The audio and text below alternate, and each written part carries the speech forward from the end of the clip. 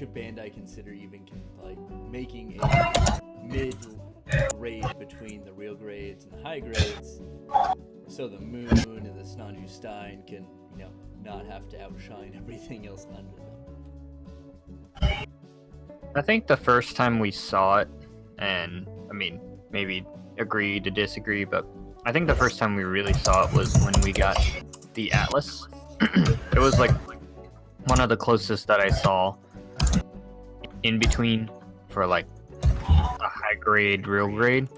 I was really impressed with that one, and I was like, okay, maybe they're stepping up the game for the real grades, or the high grades, and I was like, hell yeah, because sometimes with the high grades you got either something like the Moon or the Atlas or any other.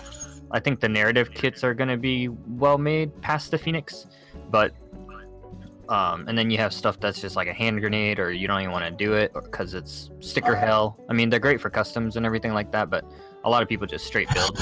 So I think that it'd be a good idea, like kind of like what they did with the cross silhouettes, kind of with the between the SD and the HG realm, but I don't even know what the price point would be for it, honestly. I mean, it's a we kind of have that like 20, 30, 40, 50, and then P Bandai's crazy ass pricing, and it's hard to kind of mix it in. I mean, I think Bandai's on a good streak of setting up the new high grades, like the Moon, and I have a feeling the narrative part A, or whatever that thing's called, is going to be really well made too, just by looking at the design of it.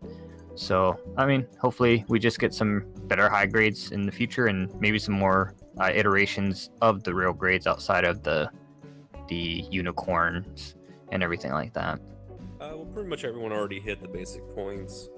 The pinnacle of what I would say high grade to real grade ratio will be the Moon Gundam. Just in terms of color separation, details, the lack of stickers, also a very, very well done inner frame, very sturdy, so on and so forth, with also great features.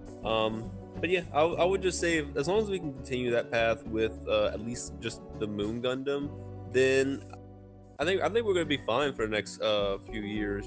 Maybe at least like 5 years, and we probably don't need to see too much of evolution or like new terms of design. Just as long as we kind of keep it up with that style. Also, like the Sinanju Stein narrative version really proved to us that you can retool some parts from older kits, such as the old Sinanju, and you can still make it work. I.e. with the hips, making the universal joints like that work makes the kit so much better. So as long as Bandai does those type of things, I'm not really all for like I need 100% like different color shading on parts, like one that's lighter white, one that's a gray or white, or things like that. But if we can reduce the amount of stickers that are used for color separation, that would probably be my most favorite things. That way I don't always have to pull out the paint just for like minor detailing, because I don't paint every kit. I don't feel like every kit needs to be painted, but just to alleviate some of that extra paint that just kind of looks like out of tune. Yeah, and this is something I wanted to ask, because I think you might be one of the only ones who built this, but kind of like Apollo was talking about with the Full Metal Panic series, in kind of context in relation to the high grade Mazinger kits. How do you think those kind of rank in that realm? I really want to say that they're in a league of their own, because they may be by Bandai, they may share the title of high grade, but honestly the build and the aesthetics, everything is unlike any normal high grade Gunpla. They just have their own little level of details. The plastic quality is essentially the same. The one thing about the Mazinger kits though that I built is that the articulation was very limited on some areas. Some parts were kind of flimsy. I'll say that would be about it, but that is probably going to be one of the best ways you can say that we can go in terms of like high grade to real grade combination. The Mazinger is really amazing. Great panels, panel lines, great color separation. I think it only had very, very few stickers that were actually used just for the backpack, if I'm not mistaken. But yeah, I mean, if they use that technology that they use for the Mazinger and apply it to the Gunpla, then I think it would definitely. If it's fine, mind if I define what premieres are? Oh, absolutely. Yeah, that's probably a good idea. So basically, Premiere Videos is a scheduled live streamed video that has already been produced. A lot of people had that misconception that it is just a basic live stream, but it's like, no, the only live interaction is going to be with the creator in the chat menu, but in the video itself, it's already a pre-rendered video. So it's a great opportunity for individuals to chat about the video they're watching, instead of just like, instead of the creator posting the video directly to the channel, and then afterwards having to comment to each individual comment about the video. So it's a good opportunity to go ahead and discuss things, and you can still see the live chat even after the video has been fully posted. So it's still a good way to see where people's mindsets were while you're watching the video that's already finished to premiere. Now, I've done, like you mentioned, I've done the poll, and there was a majority that actually are in support of the premieres, and there was some kind of weird disconnect that I think a lot of people were upset about the premiere, but I think it was just they just didn't understand what it really meant. So I think that kind of that basically cleared out all of the misconceptions, and people are pretty on board about it now. What I would say about the pros. The pros are you can definitely have a much intimate conversation with your audience. So if you are deciding that you want people's feedback in real time, definitely go Premiere. But if you don't really like that, if you're not going to be chatting in that chat box while the Premiere is going, then there's no reason that you need to be doing the Premiere. Just post it regularly. Also, I would say it's a good opportunity to kind of see like what your audience where your audience, I guess, immediate retention is at, if that makes any sense. So if you post a video, you usually see your views, and usually when that first hour is where I really kind of see where the popularity of that video is, especially if I did a lot of social media hype. But in the premiere, I can definitely tell that, because you're giving people time to schedule themselves to kind of work around that premiere display time. So if I said, hey, tomorrow this time premiere is going to be up, then I can see how many people is really going to devote themselves to watching that video. But it's also you knowing your audience, knowing their regions, what time is going to be available. Because if you're posting it like, if most of your audience is from the United States and you post it at 3 a.m., yeah, you're not going to have anyone, but probably best to be around like 6 p.m. Now, I would say for some of the cons, as well as some of the things that can really hurt you when doing premieres, don't post 1,000 premieres. Like, don't schedule like 10 different videos all at one time that has each individual premiere. Do one, maybe two at the most. You don't want to overload your audience. You don't want them to be like, well, man, I got to juggle all these videos now. You don't want it to be back to back. So if you have one premiere, directly at the end of that premiere, you have another premiere. Like, no, like people aren't going to stick around for that. People already have a hard enough time watching 30-minute reviews or 20-minute reviews. So you got to kind of cater to them a little bit. And then another thing I would say is, I just had it tip my tongue.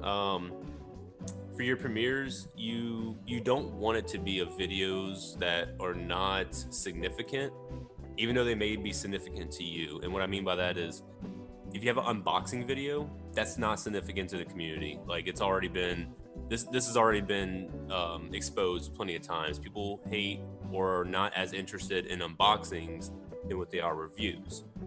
Now, if you are doing a review, you have to see, is this review worth premiering? Like, is it something that's pretty significant? Is the quality of, is there a good storyline to this? So if it's just kind of like a short review, like a 5-minute review, I wouldn't say it's worthy of a premiere. Maybe something that's a little bit more of hype based. But if you're gonna review like the high grade Exia, kit, I don't think people are really going to be flooding the gates to go see that. But if it is something like the Moon Gundam or the Sinanju Stein narrative, something that has some hype behind it, absolutely go for the premiere. A lot of really good insight. I didn't even think about the whole like knowing kind of where your audience would be when you set the premiere. Because I've always set mine to the same time just for consistency's sake. And yeah, no, it's like because I'm at work too, so it's like, oh, cool. So I missed that whole interaction. I missed the whole point. I've learned a thing. And I can give one example. I think I'm trying to remember the first video I premiered. It might have been, I can't remember off the top of my head, but I premiered one video, and I think at the most I had about 30 people watch it. It was a fairly new high grade. I think it might have been some from the Bill Diver series, but I made a premiere of it. It did fairly well in my opinion. About 30 people watched it, and my normal live streams I usually get about 20 some people. So I'm like, okay, that's a good thing. And then I went ahead and I premiered the narrative version, the Sinanju Stein narrative version, and I had over 100 people during that live stream at a consistent time. So that really, like, I mean, that's more than I would probably ever get in a live stream on YouTube. So I was pretty happy about that, and I really started catering to like, okay, the videos I need to do are going to be something that has more hype built around it. Like I can't do something that's like trying to think of something that's coming out like that new GM, that one that just came out this weekend that has like the weird sled feet. Yeah. I can't. Yeah, like I couldn't do that because there's like no one cares about that kid. Like the few people that care about it, I mean, I'll probably have an audience of like 20 people watch that premiere. But like the high res red frame of Stray, that's 100% going to be a premiere. Oh yeah, that's gonna be a big thing. And like the Carl Gustav or Gustav Carl's gonna be that way too. Mm-hmm. So I've never messed with a straight up bootleg knockoff before, like Daibon had, but I did mess with third party. But I don't think that's what we're talking about, right? Like not like the Testament Gundam or the what Frame D, whatever it was called, the Stray. Yeah, I think that is an important distinction to make as well, as far as like, like third parties, like the Testament, because it looked phenomenal, and a lot of people had a lot of good things to say. There's kind of three: the legit, the third party, and then the actual knockoffs. Yeah. So I'll keep it very short. So there's a lot of hypocritical arguments because the people that say straight up no, like they don't want bootlegs, they generally probably bootleg something else in the past, or like straight up like stole some other property, whether it be music, pictures, it was movies, something of the sort. Like a lot of people do that, or download APK files without having to go through the proper sources, or just broke terms of service in some way, shape, or form. So there's no perfect person, and a lot of people try and point the finger and have a higher ground, which I don't really like. Now, is bootleg still wrong? Yes, I still think stealing intellectual property and then selling it for a profit is still wrong.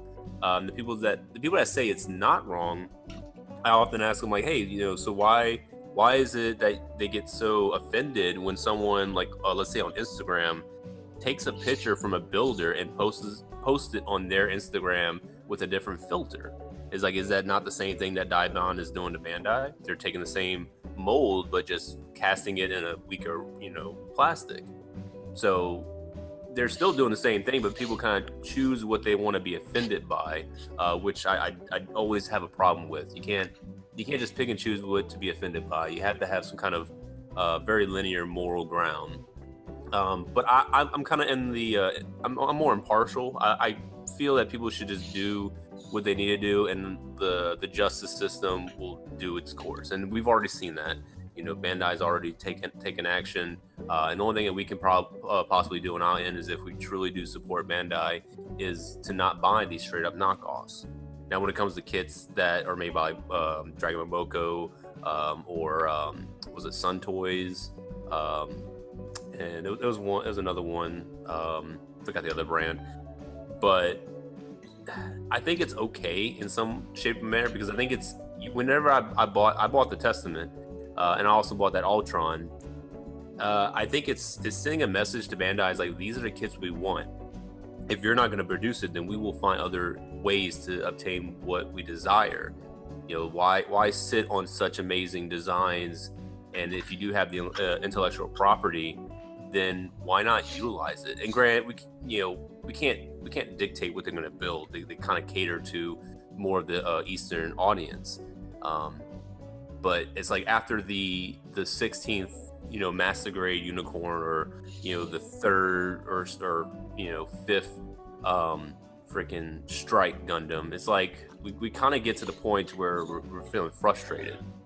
So the only way we can really express it is by creating these kits that we desire, and then this is the problem in the future. I'm going to fix this. So Boomsy had a good idea of coming up with a little game called Smash, Pass, and Trash, where I'm going to take 3 kits that are coming out or just come out, and you're going to pick which one do you like, which would be Smash, which one do you pass on, and you're just like, yeah, whatever, and which one do you If I play the good stuff, Carl, it would be like something the new experience for me, because I do have a lot of grunts, so I would choose the good stuff Carl as a Smash. Pass the Sunshine because it works out the way that it's a Xeon suit, so I'm more a Fetty guy, but I'm fine. I find this. I'm trying to also get Xeon suit as well, but grunts is my main priority. Trash, obviously H2 Magnum, because first of all, I have the H2 Magnum, the original version. Secondly, I'll get the option set with the headroom system for Double Sky, plus the Savior version. I'll go ahead and trash the Stein, only because I know I'm gonna get the MG. I like the design, but I know I'm gonna get the MG version instead of the high grade. And then I'll have to pass the Magnum because I have the other one and I could just recolor it once I get my airbrush. And then I'll go ahead and smash the Gustav because, like I said, that boy's I already thick. have the Snodgy Stein, so that's like an automatic smash. But the H2 Magnum, that's well past smash. Like that's like, it's illegal what I'm gonna do to that kid. Oh my. And then the Bandai's Gustav. The Gustav, that's gonna be a pass. I don't know. Like, it looks okay, but it's not trash. I don't think it's gonna be a bad kit whatsoever. But I just think it's not to my liking.